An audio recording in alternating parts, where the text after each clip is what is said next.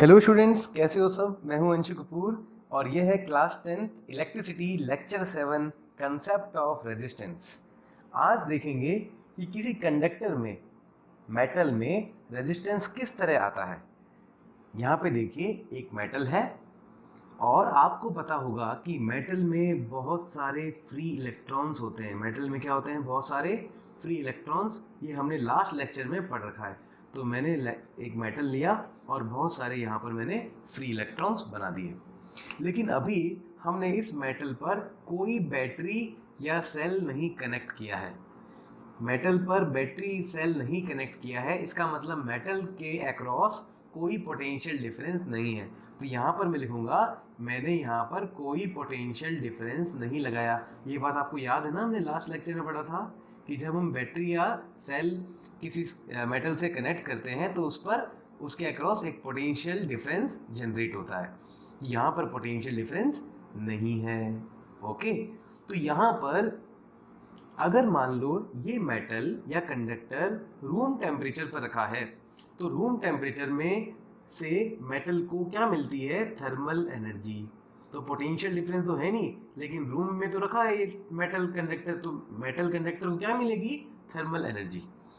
तो ये क्या करेंगे? तो इलेक्ट्रॉन्स हैं, इस थर्मल एनर्जी को एब्जॉर्ब कर लेंगे। इलेक्ट्रॉन्स क्या करेंगे? इस थर्मल एनर्जी को एब्जॉर्ब कर लेंगे। और एनर्जी कंजर्वेशन लॉ है कि अगर ये थर्मल एनर्जी को इलेक्ट्रॉन एब्जॉर्ब करेंगे तो किसी और एनर्जी में कन्वर्ट करेंगे।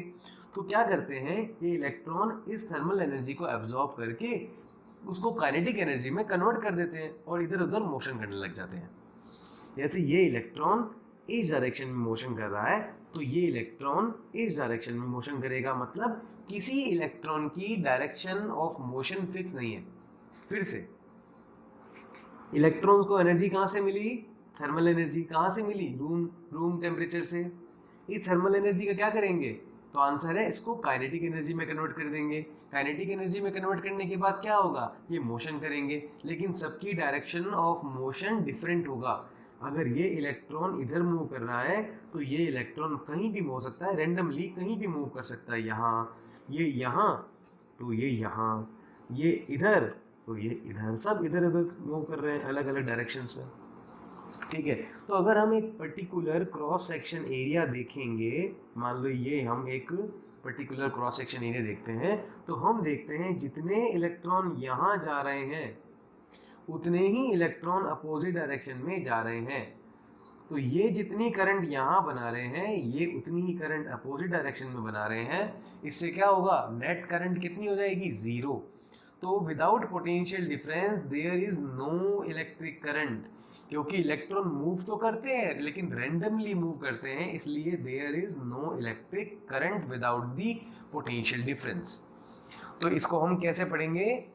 यहाँ पर देखिए, जो आपको मैंने एक्सप्लेन किया है, motion of electron is so random that at a given time the number of electrons crossing any cross-sectional area to the left is equal to the number of those electrons crossing that area to the right. Hence there is no current. ये बात आपको समझ में आई कि जितने, क्योंकि सब electron randomly motion कर रहे हैं, तो जितने इलेक्ट्रॉन लेफ्ट की ओर मोशन करेंगे और करंट जनरेट करेंगे, उतने ही इलेक्ट्रॉन राइट की ओर मोशन करेंगे और करंट जनरेट करेंगे।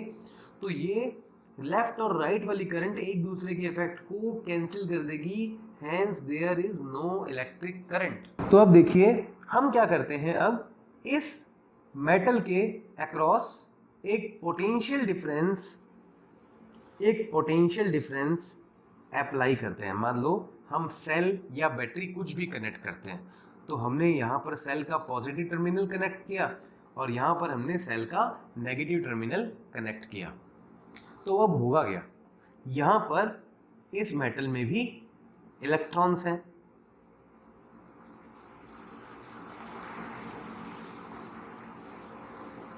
ये इलेक्ट्रॉन्स क्या होंगे? पॉजिटिव टर्मिनल से अट्रैक्ट होंगे और नेगेटिव टर्मिनल से, नेगेटिव से क्या होता है? रिपेल, तो रिपेल होंगे। इस तरह से सभी इलेक्ट्रॉन्स यहाँ पर एक ही डायरेक्शन में मूव कर रहे हैं और इसको हम बोलेंगे इलेक्ट्रॉन ड्रिफ्ट हो रहे हैं। क्या हो रहे हैं? Electron drift. ड्रिफ्ट का मतलब होता है जब हम किसी को धक्का देते हैं, या उसको बाउंड करके हम इसको मूव कराते हैं। जैसे किसी को रस्सी से बांध कर हम खींच रहे हैं तो हम बोलेंगे उसको ड्रिफ्ट करा रहे हैं। किसी को धक्का मारने पर हम ड्रिफ्ट बोलते हैं, ठीक है, क्योंकि ये पोटेंशियल डिफरेंस के इफेक्ट में मूव कर रहे हैं या पोटेंशियल डिफरेंस इनको धक्का मार रहा है, इसलिए हम बोलेंगे इनको ये इलेक्ट्रॉन ड्रिफ्ट कर रहे हैं। ये बात आपको समझ में आई?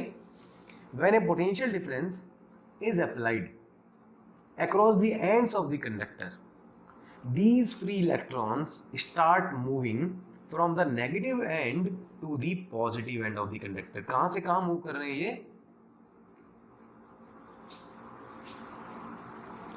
कहां से कहां मूव कर रहे हैं ये?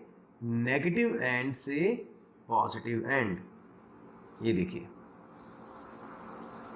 अब आगे देखिए, during the motion of electrons they collide with each other. अब देखिए, सभी इलेक्ट्रॉन्स एक ही डायरेक्शन में मूव कर रहे हैं तो ये क्या करेंगे? एक दूसरे से कोलाइड करना स्टार्ट कर देंगे।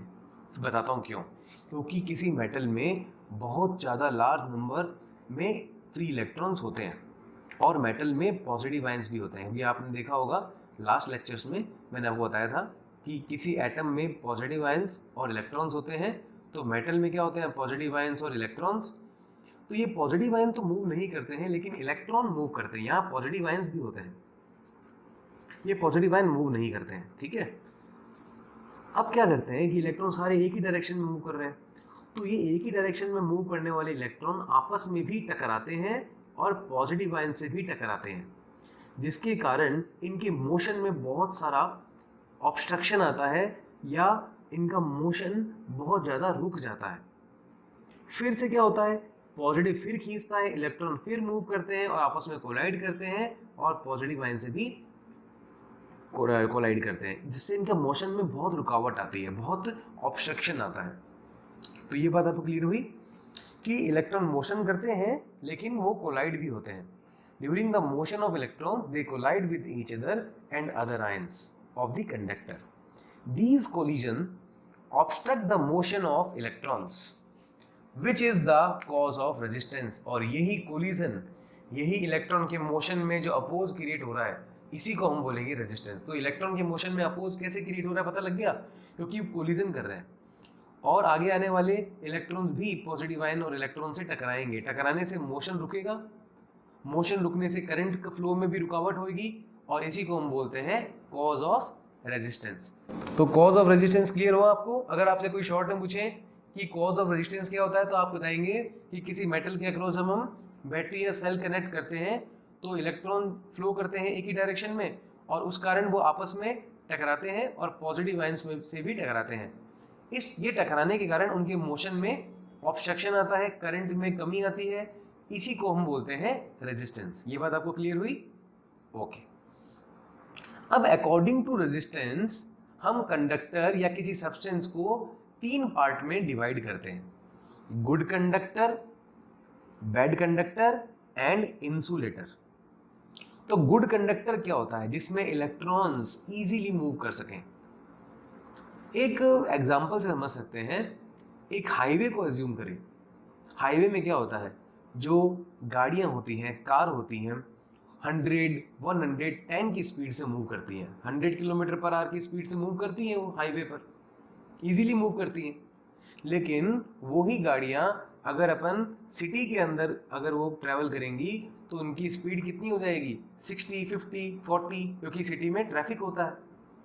अगर उन्हीं गाड़ियों को हम देखेंगे कि अगर वो मूव कर रही हैं बहुत पतली पतली गलियों से तो उनकी स्पीड हो जाएगी 10, 20, या कहीं अगर गली बहुत छोटी है तो कार मूव ही नहीं कर पाएंगी, ठीक है। तो इसी के अकॉर्डिंग गुड कंडक्टर में, अब आप कार या गाड़ी को समझ लो इलेक्ट्रॉन्स, तो गुड कंडक्टर में इलेक्ट्रॉन्स इजीली फ्लो करते हैं, मूव करते हैं।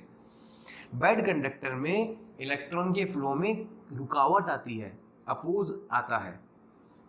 और इंसुलेटर जो होता है उसमें आप ये समझ लो कि इलेक्ट्रॉन मूव ही नहीं करते हैं, very very very high resistance होता है।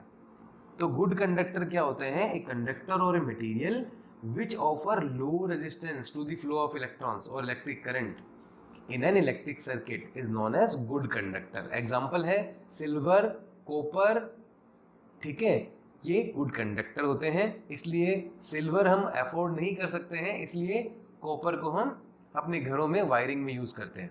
एल्यूमिनियम भी वैसे है गुड कंडक्टर ही, लेकिन सबसे अच्छा कंडक्टर होता है, बेस्ट कंडक्टर होता है सिल्वर। अब बात आती है बैड कंडक्टर, जो इलेक्ट्रिक करंट या इलेक्ट्रॉन्स के फ्लो में हाई रेजिस्टेंस, लो रेजिस्टेंस की जगह बस इसकी डेफिनेशन में आप क्या कर दीजिएगा, high resistance. A conductor or a material which offer high resistance to the flow of electrons or electric current in an electric circuit is known as bad conductor, poor conductor. Example of poor conductor is iron. तो iron electric current में oppose create करता है, लेकिन बहुत ज़्यादा oppose भी नहीं करता। कॉपर और सिल्वर की कंपैरिजन में, एल्यूमिनियम की कंपैरिजन में आयरन ज़्यादा अपोज करता है। इलेक्ट्रिक करंट आयरन से फ्लो होती है, लेकिन रेजिस्टेंस ज़्यादा होता है आयरन का। ये बात आप क्लियर हो गई। अब यहाँ पर हम बात करते हैं इंसुलेटर की। इंसुलेटर एक ऐसा मटेरियल होता है जो इलेक्ट्रिक करंट के फ्लो में बहुत हाई रेजिस्टेंस ऑफर करता है, वेरी वेरी हाई रेजिस्टेंस। या हम ये कह सकते हैं electric current does not flow through an insulator. अब इंसुलेटर का एग्जांपल क्या है, वुड हो गई, प्लास्टिक हो गई, ठीक है, ये सब इंसुलेटर के एग्जांपल हैं। रबर, ये भी, और भी बहुत होते हैं, एक्सेट्रा हम कर देते हैं। These are the examples of insulator. उसके बाद नेक्स्ट टॉपिक आता है ओमिक मटेरियल और ओमिक डिवाइस। अभी आपने लास्ट लेक्चर में ओम्स लॉ पढ़ा था, तो ओम्स लॉ में आपने देखा था कि potential difference is directly proportional to electric current, और जब ये दोनों प्रोपोर्शनल होते हैं तो V और I के बीच में एक स्ट्रेट लाइन बनती है। तो जो ओम्स लॉ को फॉलो करेगा उसके लिए V directly proportional to I होगा, और V और I के बीच में स्ट्रेट लाइन ग्राफ बनेगा। तो ऐसे डिवाइस जो ओम्स लॉ को फॉलो करते हैं वो ओमिक डिवाइस कहलाते हैं। जैसे रेजिस्टेंस है, ये ओम लॉ को फॉलो करता है, मतलब अगर रेजिस्टेंस के अक्रॉस आप पोटेंशियल डिफरेंस लगाओगे तो जो करंट जनरेट होगी वो प्रोपोर्शनल होगी। ऐसे ही एक और डिवाइस होता है, इसको हम बोलते हैं कैपेसिटर। कैपेसिटर जो आपके, उसको कंडेंसर भी बोलते हैं, स्टार्टर भी बोलते हैं, जो ट्यूबलाइट के पास लगता है, पंखों में लगता है। ये अभी आपकी जो आप हायर क्लासेस में आपके आएगा कैपेसिटर, इसको कंडेंसर, स्टार्टर भी बोलते हैं। ये डिवाइस भी ओम्स लॉ को फॉलो करता है। तो ऐसे डिवाइस जो ओम्स लॉ को फॉलो करते हैं, ओबे करते हैं, ओमिक डिवाइस कहलाते हैं। और ऐसे डिवाइस जो ओम्स लॉ को ओबे नहीं करते हैं, फॉलो नहीं करते हैं, अनओमिक या नॉन ओमिक डिवाइस कहलाते हैं। तो ये है नॉन ओमिक डिवाइस, ये ओम्स लॉ को फॉलो नहीं करते हैं। अगर हम देखेंगे तो इसमें V और I के बीच में स्ट्रेट लाइन नहीं बनेगी। अगर आप ग्राफ बनाएंगे तो V और I के बीच में स्ट्रेट लाइन नहीं बनती, इस तरह से बनती है। तो देखिए ये स्ट्रेट लाइन है, नहीं है। तो नॉन ओमिक डिवाइस या मटेरियल कौन से होते हैं, तो इसका आंसर है डायोड और ट्रांजिस्टर। तो नॉन ओमिक डिवाइस क्या होते हैं, डायोड और ट्रांजिस्टर। डायोड क्या होते हैं, ये भी आपकी हायर क्लासेस में आता है, मैं आपको जनरली बता देता हूँ। मोबाइल्स में, ये चार्जर में, अगर आप चार्जर की प्लेट निकालेंगे तो उसमें कोई डिवाइस लगे होते हैं, उसकी प्लेट में छोटे छोटे सिलेंड्रिकल शेप होती है इनकी, ये डायोड होते हैं। ये अल्टरनेटिंग करंट को डीसी में कन्वर्ट करते हैं, डायरेक्ट करंट में कन्वर्ट करते हैं। वो धीरे धीरे हमें समझ में आ जाएगा, अभी हमारे कोर्स में नहीं है। ट्रांजिस्टर ये एम्पलीफाइंग का काम करते हैं, एम्पलीफायर में लगते हैं ये। बस आपको अभी ये ध्यान रखना है कि ये दोनों डिवाइसेस नॉन ओमिक डिवाइस होते हैं, इलेक्ट्रिक करंट को फॉलो नहीं करते हैं। तो आज की क्लास में केवल इतना ही। नेक्स्ट क्लास में हम पढ़ेंगे ओम्स लॉ और इलेक्ट्रिक पोटेंशियल डिफरेंस पर न्यूमेरिकल परफॉर्म करेंगे।